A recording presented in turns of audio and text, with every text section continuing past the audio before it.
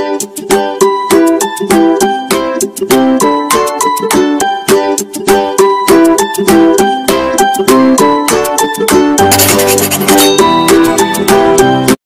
mga bata! Okay, maayong adlaw. Ako si Teacher Sabina. Okay, mga bata, atong tun-an karon ang mahitungod sa idiomatic expression. So mga bata, kabal ba mo unsang idiomatic expression? So ang idiomatic expression, mga panultihon kansang kahulugan dili masabtan pinaagi sa pulong. Aduna kinilaing kahulugan. So mga bata, so kung gusto mo makakatpon, taposon ang video para mas kasabot mo unsang idiomatic expression. Okay, ready na ba? Ready? Mga bata, naibasahon si teacher na istorya na adunay kalambigitan kini sa atong tun-an karon na idiomatic expression. So ready na ba mga bata? So ready? Okay, basahon ako ang istorya mahitungod sa pista. Okay, mga bata, so nakabalo ko, nakamauna mo, unsay buot pasabot sa fiesta. Kahit nakabalo ko, ang kasagaran, mamista ang mga mama o papa, kauban ninyo, di ba mga bata? Tama ba ko mga bata? So, ang istorya, pista. Pista kadto sa baryo nila ni Raul. Daghan sila og gianda mga pagkaon sa mga bisita. Pero adunay usa ka tawo nga namista sa ilaha nga walay ugam. Ila lang kining gipasagdan kay lagi pistaman. Sa pagkagabi ni Ana, nangadto sila sa plaza. Apan mingaw pastirana ang ilang naabtan didto. Daghan ang nasagmuyo kay wala ning dayon ang ug abot ang mga artista nga gikinaman sa mga tao nga tan-awon. Pero sa pagkataod-taod ni Ana, nabibo ang plaza tungod sa pag-abot sa MC nga makabuhi o patay. Kon mo istorya, nabalik o kasadya ang plaza uban sa mga palamuot nga istorya sa MC. Sa mga bata, nakasabot ba mo sa istorya mahitungod sa pesta. So mga bata, atong sabton o unsa ang kalambigitan sa atong tun-an karon sa idiomatic expression pinaagi sa istorya. So ready na ba mga bata? Okay mga bata, atong balikan ang istorya mahitungod sa pista. So nakita ba ninyo mga bata ang naay linya? So walay ugam. Unsa pa?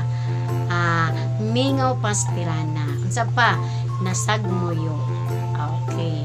Unsa pa mga bata?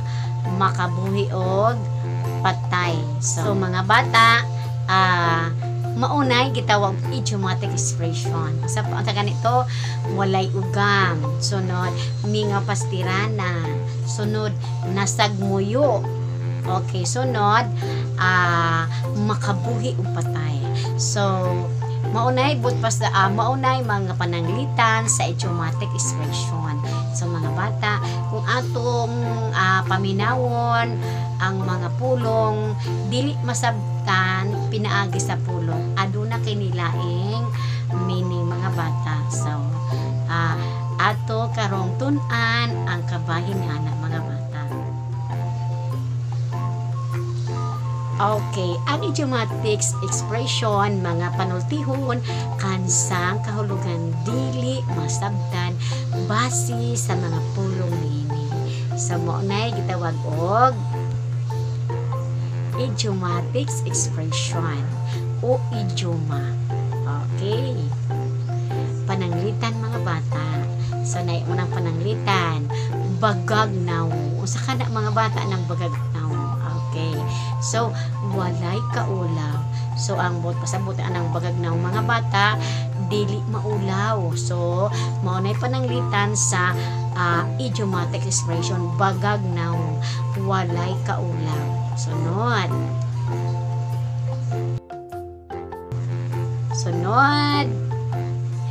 naghamoy sa tudlo. So unsa kan ang mga bata naghamoy sa tudlo? Unsa kay buot pasabutan na Okay. Nag-anto sa kapobrehon o walay gikaon. So, munay pananglitan sa idiomatic expression. So, naghamoy sa tudlo. So, naging siya mga bata, nag-anto sa kapobrehon o walay gikaon. Okay. Sunod. Gaan o kamot. Usa ka na mga bata ng gaan o kamot sa atong tanawon. Tawo na hilabtunon o kiriwan. So muna na ibut pasabot mga bata, kusog manapat sa isig katawo. So muna ibut pasabot sa gaan o kamot. So idiomatic expression nga gaan o kamot, tawo, balik ko nato, tawo na hilabtunon o kiriwan. Okay? Kusog manapat sa isig katawo. So mao na ibut pasabot sa gaan o kamot. Sunod, bugat ug tiil. Okay, usa ka nabot pasabot mga bata kanang idiomatic expression na bugat ug tiil. Ano nato? Driver na paspasiro kusog mo padagan. So mo rin nagbut pasabot mga bata, bugat ug tiil, driver na paspasiro kusog magpadagan. So, mo na ibut pasabot sa idiomatic expression na bugat og tiil. Napilain mga bata. Sayaw sa tugtog. Pasabot ana. Okay, tanaw na to. Okay, pagsignunot sa kahigayunan o pagkuyog sa panon bisan kini mangilad. So tama ba mga bata? Sayaw sa tugtog maski di tama musunod gyapon kano dili na mayo. Pasignunot sa kahigayunan o pagkuyog sa panon bisan kinig mangilad. Okay, di mayo mga bata. Ambot pasabot anang sayaw sa tugtog. Ato ba nang sundon mga bata? Dili na mayo mga bata.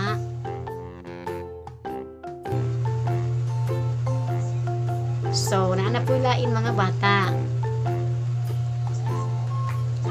Walay ugam. So, nakasabot na mo, di ba mga bata sa atong gibasang istorya? Unsay buot pasabot sa walay ugam? Sino na to? Okay. Ang walay ugam, hingaon, walay kamusgan. So, muna po pasabot, walay ugam. So, kana daing kusog mukaon, kanang walay kamusgan, misig napuno ng tidyan, kaon dagyapon. Muna po pasabot, walay ugam.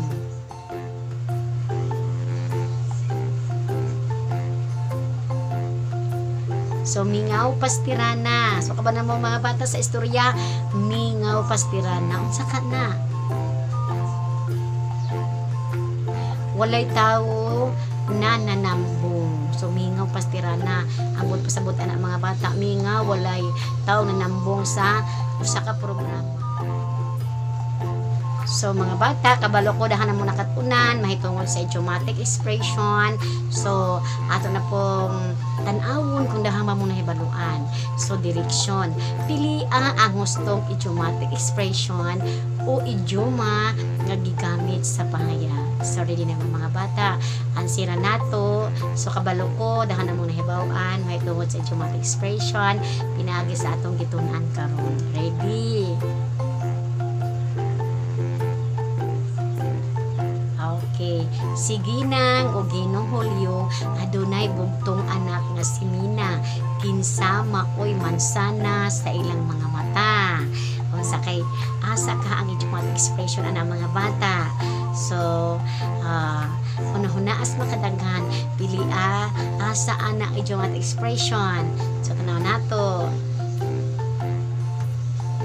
Balikan ako ang pagbasa. Si Ginang o Ginong Hulyo adunay bugtong anak nga si Mina kinsa maoy mansana sa ilang mga mata. So tanaw nato unsay idiomatic expression na ng mga bata. Okay na po may answer. Tanaw nato kung insakto ba inyong answer.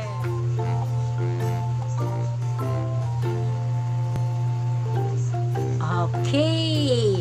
Ang answer ay mansana sa ilang mata. So, mansana sa ilang mata ang iyahang anak si Mina. kay isa raman siya mga bata, o miski pag isa or duha ka iyang anak, so maunay mansana sa ilang mata, sa ilang ginikanan. So maunay idiomatic expression. Arita sa lain.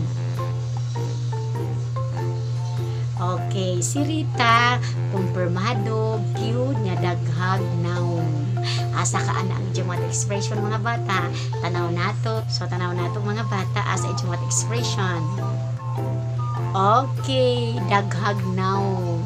Mao na idiomatic expression. Pasabot, di siya maulaw or unsa ba, bisig.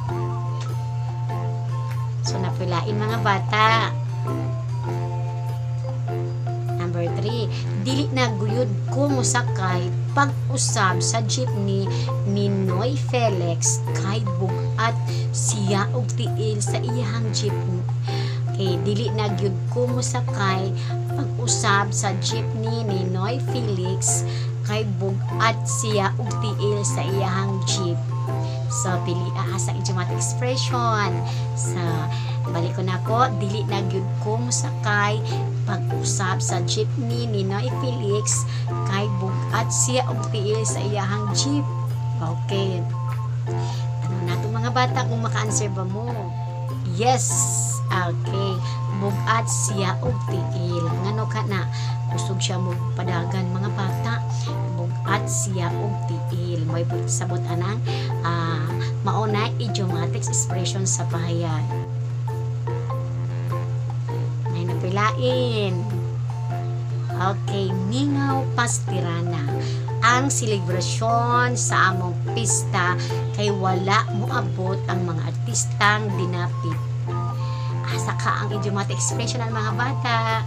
Kay balikon, Mingaw Pastirana ang selebrasyon sa among pista kay wala moabot ang mga artistang dinapit. Okay, so pili ang idiomatic expression. Mingaw Pastirana, maunay idiomatic expression. So, nakabalo na mo mga bata ang idiomatic expression, kahulugan kansang di mahibaw-an lahiag meaning. Okay, butangi og check ang pahayag nga gigamitan og idioma o idiomatic expression. X kung wala. So, sayo na mga bata, no?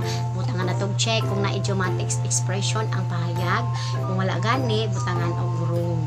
So, sige, tanaw na itong mga bata kung dahan na po mag-answer.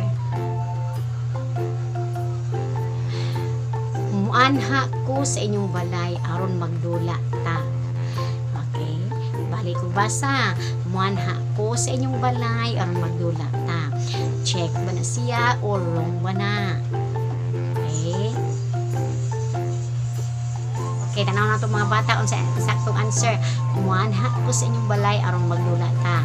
Kasi answer mga bata. Wrong. Okay, nanaputaylain mga bata. Check o wrong ha. Okay, so magkita ta sa dakong cross singgit ni Marta. Okay, magkita ta sa dakong cross singgit ni Marta. So, asa mga bata, check pa na og wrong. Diba, check kung idiomatics, kung wrong, kung wala. Okay, tanaw na to mga bata. Check. Asa ana? Dakong cross ang idiomatic expression. So, naka-answer ba mo? Line na po.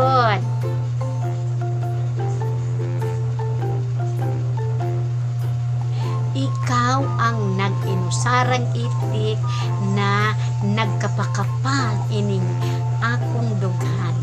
Okay? Balik ko na ako.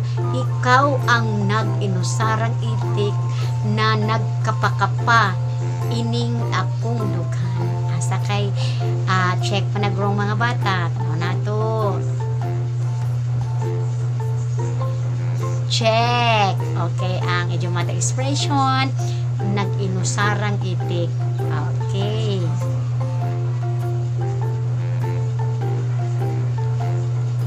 Lain na po mga bata.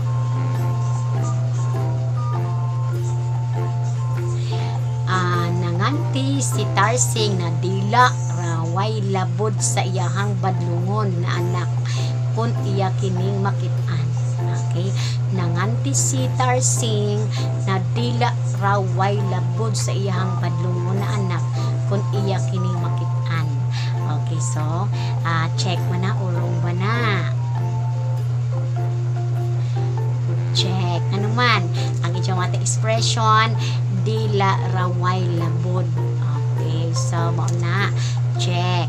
So mga bata, dahang salamat sa inyong pagtanaw, kabalukong, dahang muna katunan, mahitungod sa idiomatic expression. So ayaw kalimot, i-subscribe si teacher, like, comment, and share para makatun mo sa laipang mga video nga mo ni teacher. So nakasabot mo mga bata ang mahitungod sa idiomatic expression. So dali ng ilhon ang idiomatic expression so sa kapahayag. Okay, so bye-bye mga bata. See you for the next video.